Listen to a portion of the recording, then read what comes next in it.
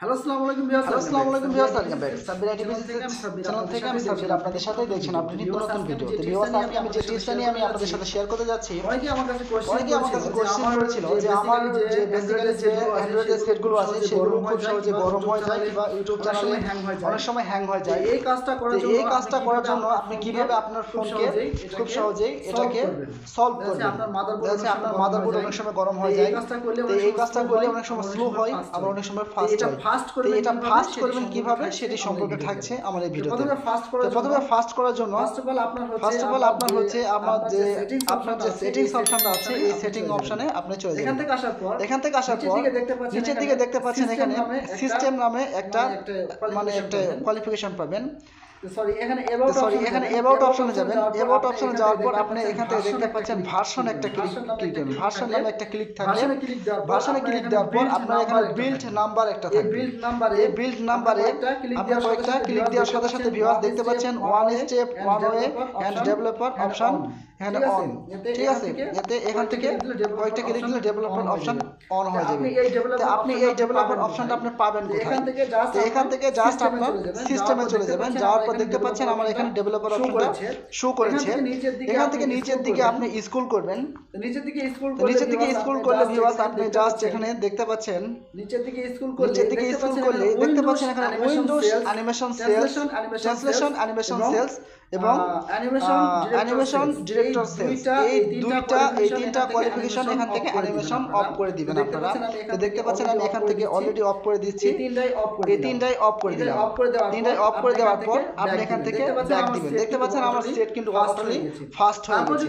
তারপর যদি আপনার সেটটা যদি ফাস্ট না হয় তাহলে আপনি একটা কাজ করতে পারেন। আপনার ফোনের যে রিসেট নামক যে অপশনটা আছে এখানে আপনি একটা ক্লিক দিতে পারেন। এখানে জাস্ট আমি কিছু শেয়ার করে রাখি। আপনার যদি মোবাইলের নেটওয়ার্কের সেটিংসে কোনো সমস্যা হয় তাহলে এখান থেকে রিসেট মোবাইল নেটওয়ার্ক সেটিংস আপনি একটা ক্লিক দিবেন। তার সাথে সাথে আপনার নেটওয়ার্কগুলো রিসেট হয়ে যাবে। যদি আপনার ফোনে যদি নেটওয়ার্ক সমস্যা থাকে তাহলে ওটা ঠিক হয়ে যাবে। আরেকটা অপশন আসছে, সেটা হচ্ছে রিসেট ব্লুটুথ এবং ওয়াইফাই। অনেক সময় আমাদের ব্লুটুথ অনেক সময় ক্লিক দিলে এটাকে অন হয় না, তো এটা অনেক সময় ওয়াইফাই এরকম বিভিন্ন সমস্যা হয়ে থাকে।